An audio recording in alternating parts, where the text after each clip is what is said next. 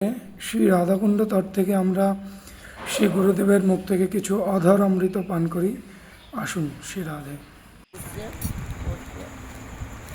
এমন সময় ও রামচন্দ্র বিয়া করিয়া চলে যায়। বিয়া করিয়া দুধ পিটাইয়া বিয়া করতে লাগে না, দুধ পিটাইতে লাগে আর মালকে টেম্পো করিয়া সম্পর্কে নিতে লাগে। কেউ রাখছে আর তারা ওই রোদ্রের মধ্যে এখানে পালকি রাখছে আর দুধ পিটাচ্ছে যাচ্ছে। নরোত্তম ঠাকুর, শ্রীনিবাস ঠাকুর বলছেন যে হে নরোত্তম, হে নরোত্তম, হে সমানন্দ, এই দুইজন কৃষ্ণ দুধ পিটাইয়া ওটা রাজপুত্রের মতো সুন্দর মানুষ, রাজার পুত্রের মতো এত সুন্দর মানুষটা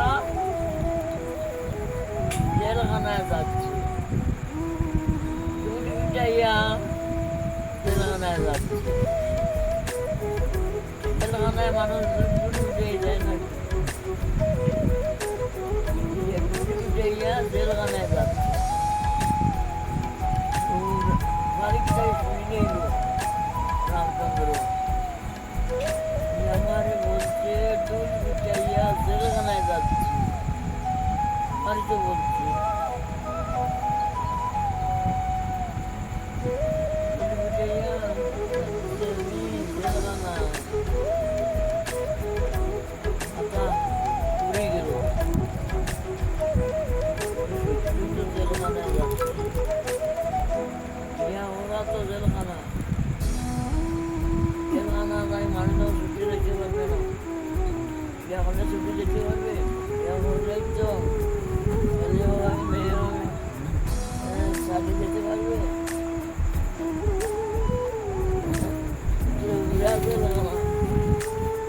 আমার তো বদন হবে না, দাদন বদন তো কিছু হবে না।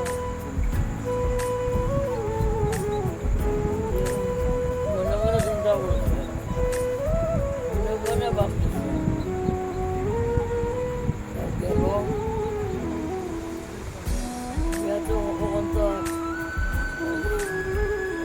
ভালকে তাকিয়ে বললাম তো বলবো না, তো হয়ে যাও তারপরে যাবো। ইয়া হইল তারপরে আমি স্ত্রী করে দেখে না, করে ঢুকলো না রামচন্দ্র, এই স্ত্রীর করে না ঢুকিয়া আসে গেল। কোথায় আসলো? ও শ্রীনিবাস ঠাকুর দোকানে নরোত্তম তারা আশ্রমে আসে গেল। আসলে তাদের অনুগত হইল, শিষ্য হইল। তখন শ্রীনিবাস বলছেন, একদিন বলছেন এরকম আশ্রমে থাকে, বদন শিক্ষা করে। শ্রীনিবাস ঠাকুরের বদন এর গুরু বলছেন একদিন তুমি তো বিয়া তো করলেন, বিয়া করি তো তোর বর এই গেলে না, আসে গেলে যা একবার বিয়া তোর স্ত্রীকে একটু প্রভুত দিয়ে আস। ওটা তো ঠিক হইল না। ও গুরুর কোথায় আসলো, আসলে সারা রাত্র কৃষ্ণ কথা বললো। তারপরে রাত্রে প্রভাত হয়ে যাচ্ছে, তোমাদের থেকে লাগবে। তোমার স্ত্রীকে একটু আলিঙ্গন করলো আর কি, করিয়া আর ওই সিন্দুরটা লাগিয়েছে যে হবালো বুঝতে পারছে না। তারপরে আসলো তো আসলো তখন নরোত্তম ঠাকুর ঝাড়ু দিতেছেন আশ্রম, ঝাড়ু দিতেছেন। আর এই ঝাড়ু লইয়া তার কুটির মধ্যে বাড়ি স্নান নাই জল নাই, স্ত্রী সঙ্গ করে আসিতেছে, হ্যাঁ স্ত্রী সঙ্গ করে আসছে। চেন্নাই থেকে বুঝে চেন্নাই থেকে বুঝছে আর ডাটা দিয়ে মারছে কুটির মধ্যে। বুঝছেন কি করবো, ভাইয়া মারে দিল, মারলো আর কি।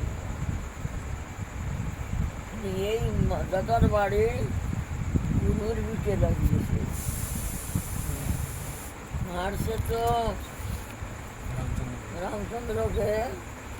আর যেন গুরু শিষ্য একাত্মা হইয়া গেছে মোদন করিয়া, গুরুর ভাব বিকে লাগিয়ে গেছে এই দাদার বাড়ি। এটা জানে না কেউ যে দাদার বাড়ি স্নান করাইতে গেছে, গুরুকে স্নান করায় না, দেখে ভিতরে নিজে দাদার বাড়ি। প্রভু কি হইল সেজন্য মারলি? আমি তো মারলাম রামচন্দ্রকে। রামচন্দ্র রাম তো এক আত্মা, আরে মার সত্যি আমার গায়ে লাগছে। ও কি করি আত্মারে উড়াই দিব, আত্মে মারছে তো আত্মারে আমরা পাটি বানাই দিব, উড়াই দিব, আগুন দিয়ে উড়াই দিব। আর দিনের বেলা তো ধরে দেখবো, ওরাকে দিবে না। তখন সন্ধ্যা হয়েছে, এখন তো কারুছে না, তখন আগুন লাগাইয়া কেরোসিন কেরোসিনের তেল তো মনে হয় এখন মানুষ জানতে পারবে না, উঠে গেছে মানুষ জানবে না কেরোসিন কি। নাম রাজার বয়সের মধ্যে ভিডিও লাগিয়া ওটাই যোগাইলো আর গেল।